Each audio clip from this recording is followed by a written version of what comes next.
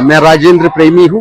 मैं दिल्ली से आया हूँ और पहली बार यहाँ माता के परिसर में माता रागना भगवती रायथन में बड़गाम जिले में पहली बार पधारा हूँ।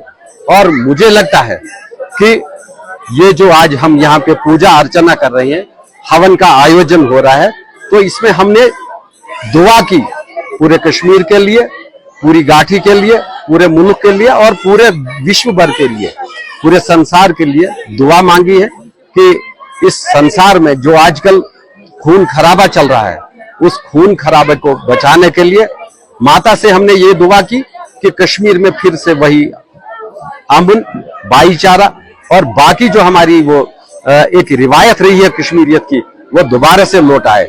मैं दोबारा से आज यहाँ माता के आश्रम में, मेरा सौभाग्य है और हम सबका सौभाग्य है कश्मीरियों का कि माता के इस परिसर में, माता के प्रांगण में जो यात्रीगण पधारे हैं, वो सब यही दुआ करते हैं कि एक बार से अमन हो, दोबारा आश्ती हो, भाईचारे हो।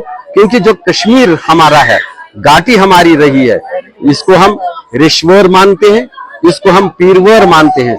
और यही ऋषि, संतों, सूफियों, अवलियाओं और बाकी पीरों वगैरह के दरवेशों के जो ये रिवायत रही है कि यहाँ पे अमन हो, भाईचारा हो। और मुझे लगता है कि 34 साल के बाद जब मैं पहली बार यहाँ पे आया हूँ, तो मुझे लगता है मेरी आंखों के सामने वही वातावरण, वही माहौल झलकता है जो मैं 34 साल पहले देख रहा था।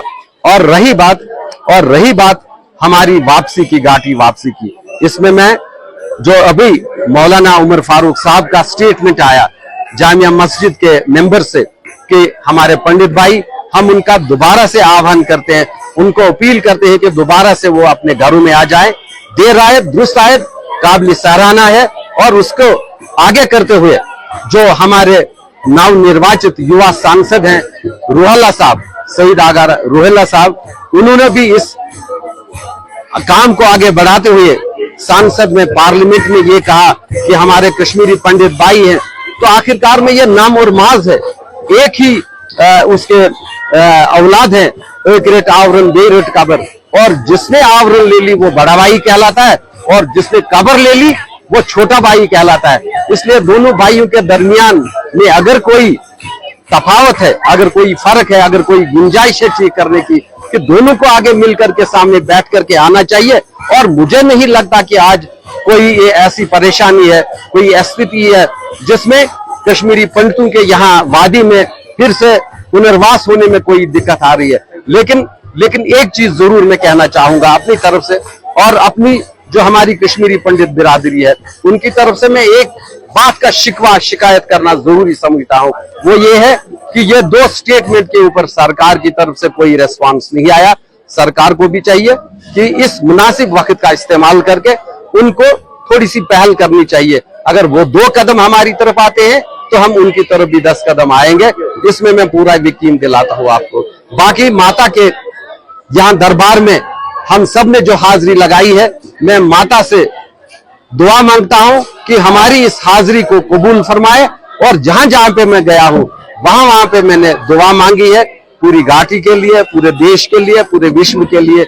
आखिरकार रहमतुल लिल आलमीन, पूरे आलम के लिए हमने रहमत मांगी है, हमने रहमत की वर्षा मांगी है, रहमत की बरसात मांगी है।